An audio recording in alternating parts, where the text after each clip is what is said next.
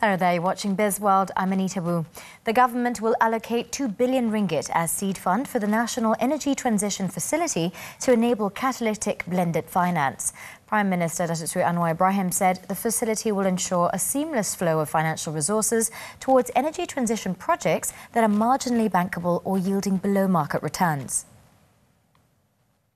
Within this decade alone, the government requires between 60 billion and 90 billion ringgit to be allocated for crucial projects, among others, expansion of public transportation, strengthening grid infrastructure, and reskilling of human capital. He added, considering the country's current state of immature decarbonisation technologies, Malaysia's progress will significantly hinge on alternative energy sources, as well as robust regional and international collaboration. The government will also launch a major retrofit program to enhance energy efficiency in government buildings. Meanwhile, the government also plans to hold the first meeting of the National Energy Council as early as October this year. The National Energy Council would set forth high-level strategic directions and policies, allowing for the working committees to coordinate and report the progress in turn. The establishment of the National Energy Council is the strongest signal yet of the government's intention of moving beyond blueprints and into the nitty-gritty of implementation. The National Energy Council will be chaired by both the Prime Minister and the Economy Ministry as the Secretariat. In order to realise the economic gains for the country, there are three critical structures that would become the bedrock of the NETR ambitions. As such, Malaysia would need strong governance, substantial financing, and a credible and transparent exchange system. 5 telecommunication companies are now on board with the government's 5G Rahmah initiative in conjunction with National Day. According to Communication and Digital Minister Fahmi Fazil, the package comprises smartphone packages and postpaid plans for all Malaysians starting August 31st until year end. Syarikat-syarikat telekomunikasi boleh menyediakan pakej yang lebih kompetitif, lebih murah, lebih banyak data, peranti yang lebih baik terpulang kepada mereka.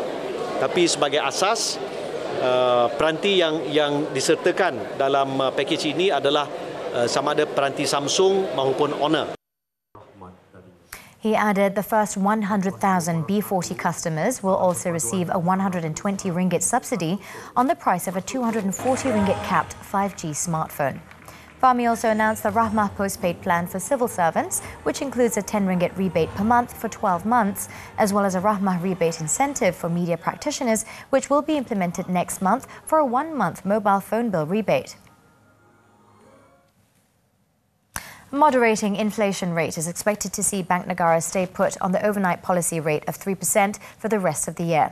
Public Investment Bank research noted that Malaysia's headline inflation is poised to range within 2.8 and 3.5% this year, following slower growth recorded last July.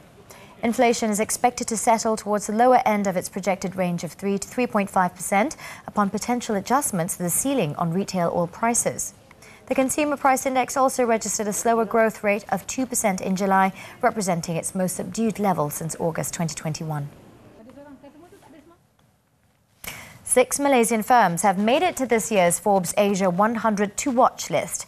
The Malaysian firms on the list are enterprise technology companies, Aerodyne and Care Concierge, agriculture company, Boombro, and consumer technology company, Involve Asia.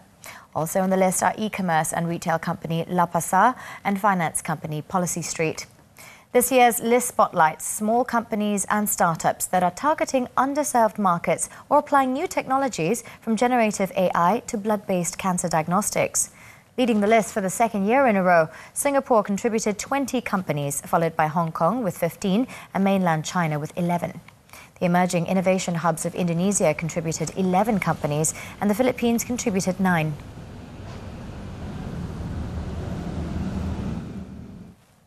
Looks like that's all the time we have for Bizworld today. I'm Anita. Thank you for investing your time with us. Stay tuned to TV3.